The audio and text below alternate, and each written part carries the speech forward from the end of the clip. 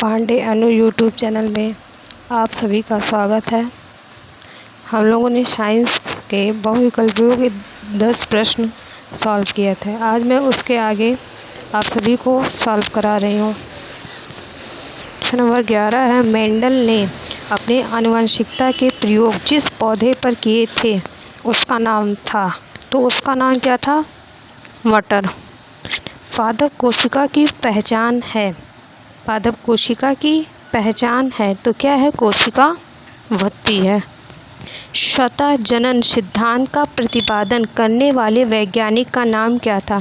तो von Helmholtz था। स्तंभ कंटक तने के रूपांतरण हैं क्योंकि ये कक्षस्थ कलिका से विकसित होते हैं तथा इन पर पर्व एवं पर्व संधियां होती है। अंगूर में प्रतान रूपांतरण है, किसका रूपांतरण है? तने का। गेहूं की जड़ में संवहन फूल किस प्रकार के होते हैं? एक घेरे में आर्य तथा ब्रह्म आदि द्वारक होते हैं। तना प्रताप का उदाहरण है अंगूर का। एक बीजयुक्त जड़ों में संवहन बंडलों की संख्या होती है, 8 होती है। पेड़ किस प्रकार के जल को अवशोषित करते हैं? पेड़ किस प्रकार के जल को अवशोषित करते हैं? तो वो कोशिका जल को अवशोषित करते हैं। जड़ों द्वारा अवशोषित जल पत्तियों द्वारा पहुंचाया जाता है, किसमें? जाइलम द्वारा। मैनग्रोव पौधों की जड़ें वातावरण में ऑक्सीजन किसकी सहायता से प्राप्त करती हैं? तो किसकी सहायता से प्राप्त करती हैं? न्यूमेटोकोर द्वारा। सबसे अधिक जल अवशोषण की क्रिया होती है, किसमें होती है? सबसे अधिक जल अवशोषण की क्रिया किसमें होती है? तो ये होती है मूलरूप प्रदेश में।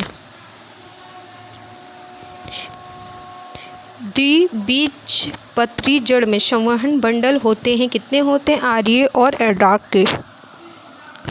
मसूर जड़ पाई जाती है, किसमें पाई जाती है? जड़ों, सरसों में। मुसला जड़ पाई जाती है, किसमें पाई जाती है? सरसों में पाई जाती है। बरगद में पौधों की शाखाओं से लटकने वाली जड़ें क्या होती हैं? स्तंभ जड़ें।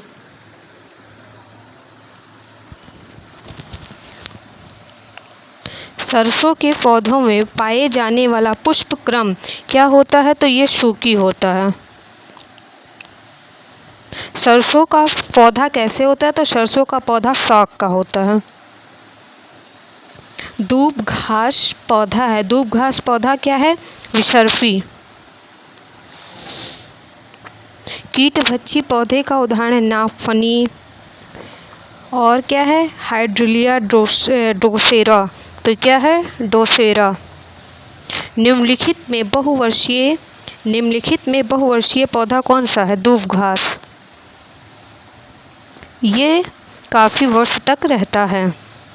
पत्तियों में भोज्य पदार्थों को स्थानांतरित करने वाला ऊतक है, फ्लोएम है। कौन सा बीज का एक बीजपत्री है? तो मक्का।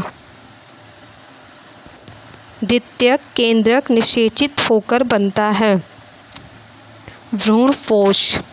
फूल वाले पौधों में द्विनिषेचन की क्रिया होती है, बीजांड में। मक्का के पौधों में परागण होता है, वायु द्वारा। किस पौधों में पुष्प विश्व में सबसे बड़े होते हैं? तो वह होता है रेफलेशिया। नल के नीचे रखी बाल्टी को पानी में पूरा करने में लगा समय किस घड़ी ज्ञात करते हैं? तो वो करते हैं कलाई घड़ी से। दो अवशेषों के बीच कार्य करने वाले बल को क्या कहते हैं? तो उसको कहते हैं वैद्युत बल। घूमता हुआ लट्टू किस प्रकार की गति करता है? तो यह करता है घूर्णन गति। पृथ्वी द्वारा किसी वस्तु पर कौन सा बल आकर्षण बल के रूप में कार्य करता है? तो वो गुरुत्वीय बल। पृथ्वी का घूमना किस गति का उदाहरण है? तो ये घूर्णन गति का उदाहरण है। बल का सूत्र क्या है? तो ये है द्रव्यमान इंटू त्वरण। CGS पद्धति के अनुसार बल का मात्रक क्या है? तो डाइन है, डाइन। निम्नलिखित में से कौन सी घटना गुरुत्वीय बल का उदाहरण है? तो यह समतल पर गाड़ी का ढकेलना। निम्नलिखित में से कौन सा पेशीय दल का उदाहरण नहीं है? तो ये है सेब का पेड़ से गिरना। शुद्ध पदार्थ वे पदार्थ होते हैं जिसमें सभी अणु समान प्रतीक के होते हैं। MKS पद्धति के अनुसार बल का मात्रक क्या होता है? तो न्यूटन होता है। जब कोई वस्तु सदैव एक सरल रेखा में गति करती है तो उसे क्या कहते हैं? रेखीय गति कहते हैं। जब कोई वस्तु अपने अक्ष के चारों ओर घूमती है उसकी वह कौन सी गति का उदाहरण होता है? तो वह होता है घूर्णन गति का। कुम्हार के चाक में जो गति होती है कहलाती है घूर्णन गति होती है। कोल्हू में जुड़े बैल का गति है वृत्तीय गति है। चलती ट्रेन एक रेखीय गति का उदाहरण है। एक कार जब सड़क पर दौड़ती है तो भी एक रेखीय गति का उदाहरण होता है।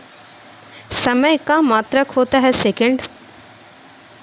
किसी वस्तु के तल का क्षेत्रफल का मात्रक होता है वर्ग मीटर होता है। द्रव्यमान का मानक मात्रक किलोग्राम होता है। ध्रुवों का आयतन मापते हैं। ध्रुवों का आयतन किससे मापते हैं? लीटर से मापते हैं। फुटबॉल मैच देखने के लिए समय का ज्ञान आप किस घड़ी में करेंगे? तो कलाई घड़ी में करेंगे।